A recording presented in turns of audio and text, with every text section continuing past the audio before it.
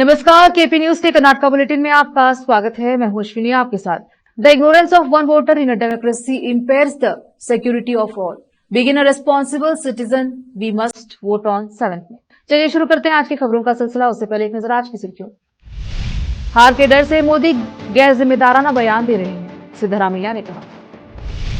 DK Shiv Kumar, HD Kumaraswamy ने कथित उपहार वितरण पर एक दूसरे को कायर कहा। केंद्र ने कर्नाटका को 3,454 करोड़ रुपए का सूखा राहत कोष जारी किया।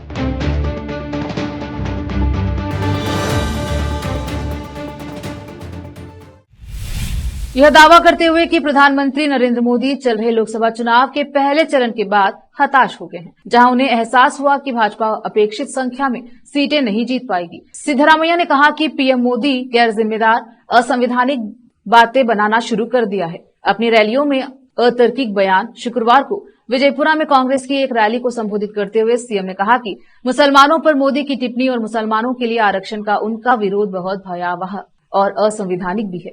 उन्होंने कहा कि अनुच्छेद 14 में जाति, पंथ और धर्म के बावजूद सभी के लिए समानता का उल्लेख है। वही संविधान यह भी स्पष्ट करता है कि वंचित मुसलमान भी सामाजिक आर्थिक सशक्तिकरण के लिए आरक्षण के पात्र हैं। इस मामले को अतीत में विभिन्न समितियों द्वारा बार बार बरकरार रखा जाए, इसलिए मोदी यह नहीं कह सकते कि मुसलमान आरक्षण के लायक नहीं है। सीएम ने कहा कि क्योंकि पीएम के पास अपनी उपलब्धियों के बारे में कहने के लिए कुछ नहीं है, इसीलिए वह विभिन्न धर्मों के लोगों के बीच दरार पैदा करने के लिए केवल भावनात्मक मुद्दे उठा रहे हैं।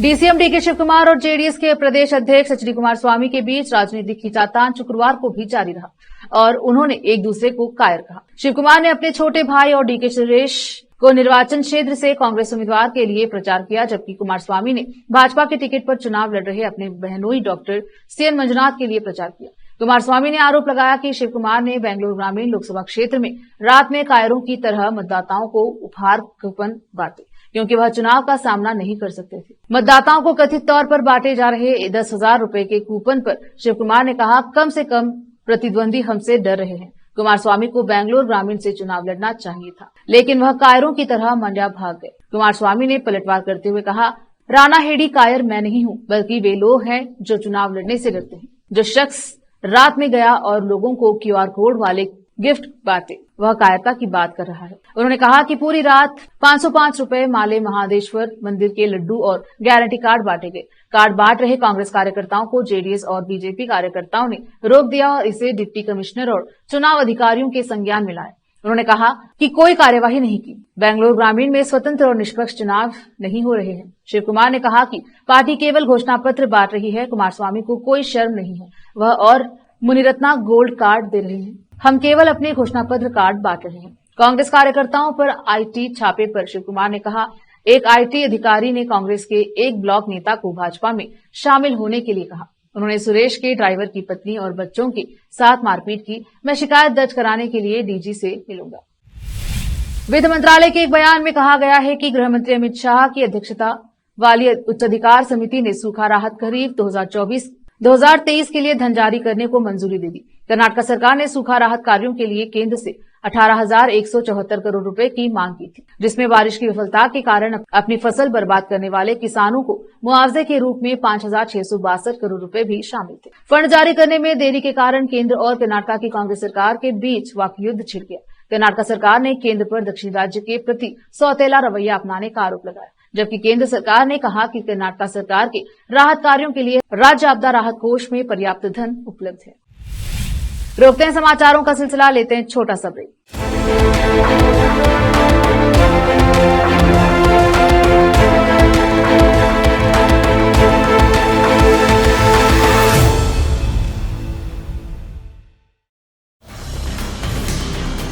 हिंदुस्तान के हर कोने में हम हैं मौजूद। 24 घंटे हालात पर गहरी नजर, खबरों से जुड़े चुपते सवालात और आपको दिखाता है धार्मिक, सामाजिक, राजनीतिक, लोकल और इंटरनेशनल न्यूज की सबसे बेहतर कवरेज, जो आपको रखती है हर पल बाखबर। देश और दुनिया भर की खबर के लिए देखते रहें KP News 24/7।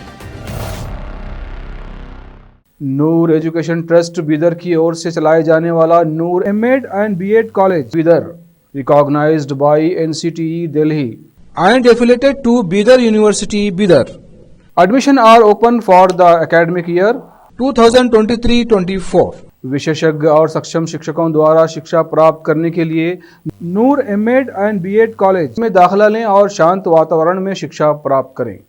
बीदर शहर में बेहतर शिक्षा का एकमात्र केंद्र Noor MEd and BEd college, Shahpur gate, Bidar. Phone numbers 9945283920, 8482221297। Hindustan के हर कोने में हम हैं मौजूद। 24 घंटे हालात पर गहरी नजर, खबरों से जुड़े चुपते सवालात, और आपको दिखाता है धार्मिक, सामाजिक, राजनीतिक, लोकल और इंटरनेशनल न्यूज की सबसे बेहतर कवरेज, जो आपको रखती है हर पल बाखबर। देश और दुनिया भर की खबर के लिए देखते रहें KP News 24/7।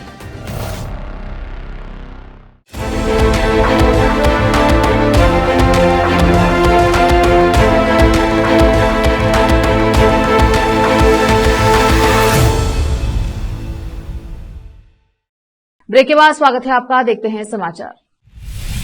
मतदान के तुरंत बाद लोग मतदान करने वालों को मनाट भोजन उपलब्ध कराने के लिए होटलों और रेस्टोरेंट में उमड़ पड़े। बेन्ने डोसा और फिल्टर कॉफी से लेकर मॉकटेल तक भोजनालयों ने लुभावने ऑफर के साथ मतदाताओं को लुभाया, जिसके परिणाम स्वरूप मुफ्त डोसा और घी के लड्डू के लिए लोगों की लंबी कतारें लग गई। रतंगा रोड पर निसर्गा ग्रैंड ने लगभग 6,700 ग्राहकों को बेन्ने डोसा, तरबूज का जूस और घी के लड्डू परोसे। होटल के मालिक SP कृष्णराज ने बताया कि रेस्टोरेंट को जूस की आपूर्ति के लिए 800 किलोग्राम से अधिक तरबूज मंगाना पड़ा। मतदाता सुबह 7:30 बजे से ही स्वादिष्ट डोसा और ताजा जूस के लिए धैर्यपूर्वक इंतजार कर रहे थे। कोरमंगला में मालगुड़ी माइलारी डोसा और फिल्टर कॉफी का भी वादा किया और लगभग 1200 डोसा और कप कॉफी परोसी। ग्राहक सुबह 8:30 बजे लाइन में लगना शुरू हो गए और रेस्टोरेंट शाम 5:30 बजे तक लोगों को सेवा देता रहा। राजाजीनगर में कैफे उडुपी रुचि ने मानार्थ मॉकटेल प्रदान किए।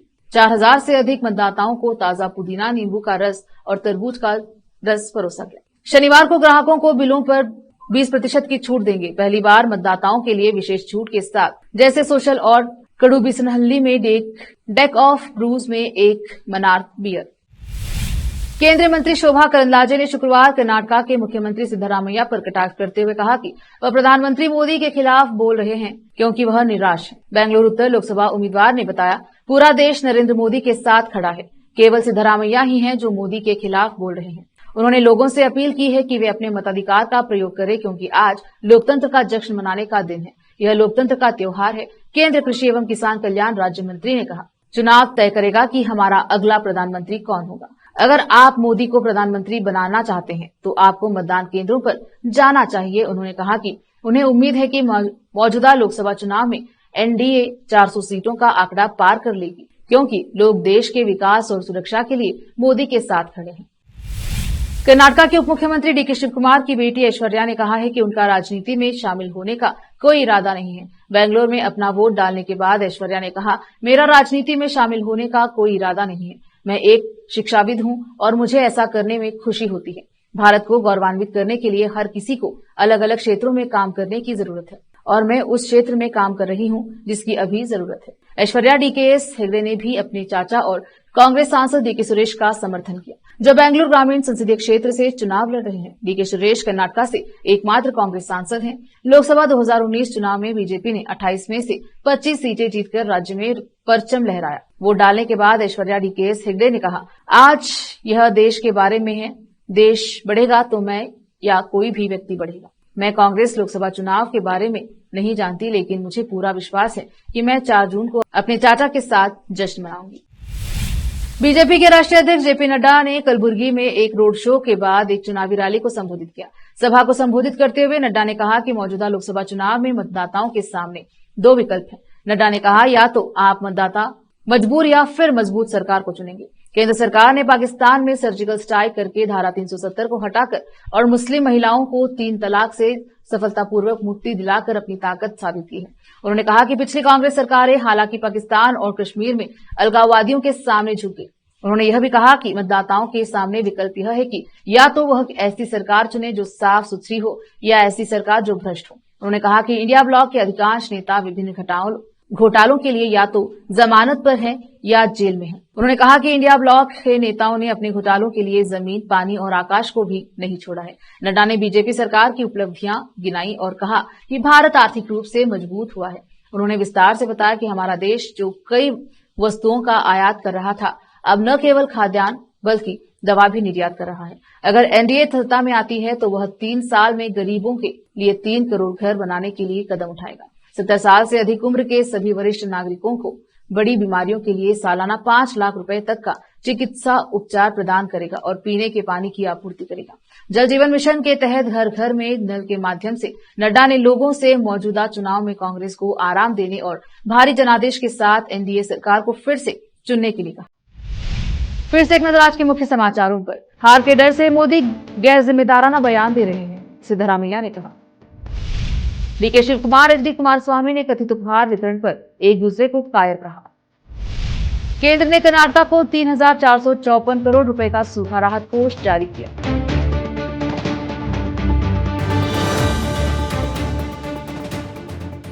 केपी न्यूज के कर्नाटक बुलेटिन में आज इतना ही। देखते रहिए केपी न्यूज 24/7। धन्यवाद।